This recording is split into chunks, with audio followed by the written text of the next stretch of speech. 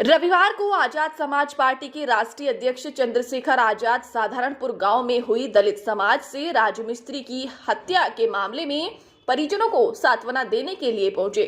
उन्होंने मृतक के परिजनों को भरोसा दिला दिया कि उनके परिवार को पूरा न्याय दिलाया जाएगा, चाहे इसके लिए उन्हें आंदोलन करना क्यों ना पड़े।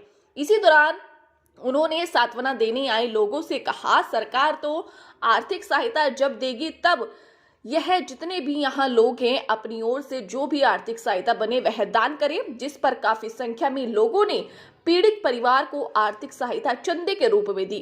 परिजनों के बीच उन्होंने कहा, सरकार के पास 1 माह का समय है। अगर सरकार दलित राजमिस्त्री के मामले में कोई कार्रवाई नहीं करती या फिर हम बताएंगे कि दलित किस प्रकार अपनी लड़ाई लड़ेगा। आगामी 8 दिसंबर को डीएम का घेराव किया जाएगा। मीडिया से बात करते हुए दलित के गांव में पंचायत न की जा सके, इसलिए पूरे जिले में धारा 144 लगा दी गई। इससे पता चलता है कि प्रदेश सरकार दलितों के कितने साथ है। साधारणपुर गांव में एक दलित की गोली मारकर हत्या कर उसके पैरों में कील ठोककर पेड़ से लटका दिया गया। इससे ज्यादा शर्मनाक क्या हो सकता है। यह एक तरफ योगी सरकार राज की बात कह रही है, क्या उनको यह हत्याकांड नहीं दिखाई दिया। उन्होंने कहा, अगर किसी अन्य उच्च जाति के साथ यह घटना हो जाती तो सांसद से लेकर विधायक तक उसके घर पर पहुंच जाते हैं, लेकिन 25 अक्टूबर को राजमिस्त्री की हत्या के बाद भाजपा का कोई जनप्रतिनिधि गांव में दलित परिवार को सांत्वना देने के लिए नहीं पहुंचा। इससे भाजपा की कथनी व करनी में फर्क नजर आता है। उन्होंने गांव में सभा को संबोधित करते हुए कहा, चंद्रशेखर ने प्रदेश के मुख्यमंत्री को बताते हुए कहा कि देश अब अंग्रेजों के शासनकाल में नहीं है, यह बाबा साहब के हैं। सीमा प्रधान भी परिवार को सांत्वना देने के लिए पहुंचे। जिस समय पीड़ित परिवार को आजाद समाज पार्टी के राष्ट्रीय अध्यक्ष चंद्रशेखर आजाद परिजनों को सांत्वना दे रहे थे, इसी बीच जिला पंचायत के पूर्व अध्यक्ष सीमा प्रधान भी परिजनों को सांत्वना देने के लिए पहुंची। चंद्रशेखर को देखने के लिए महिला व पुरुषों में देखा गया उत्साह। जैसे ही इस बात की जानकारी ग्रामीणों को मिली कि चंद्रशेखर रावण परिजनों को सांत्वना देने के लिए पहुंचे, काफी संख्या में आसपास के ग्रामीणों की भीड़ गांव में एकत्र हो गई।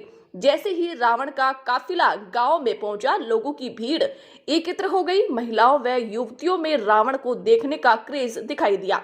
महिलाओं व युवतियों ने छत से खड़े होकर उनका भाषण सुना। जब रावण ने आगामी 8 दिसंबर को डीएम कार्यालय पर प्रदर्शन करने की हाथ उठाए तो पुरुषों के साथ महिलाओं व युवतियों ने हाथ उठाकर समर्थन किया। परिवार को जमीन और रोजगार इनके बच्चों के लिए सरकार नौकरी व्यवस्था करेंगे। क्या मुख्यमंत्री में इसका कोई जवाब है इन परिवार की अभी तक?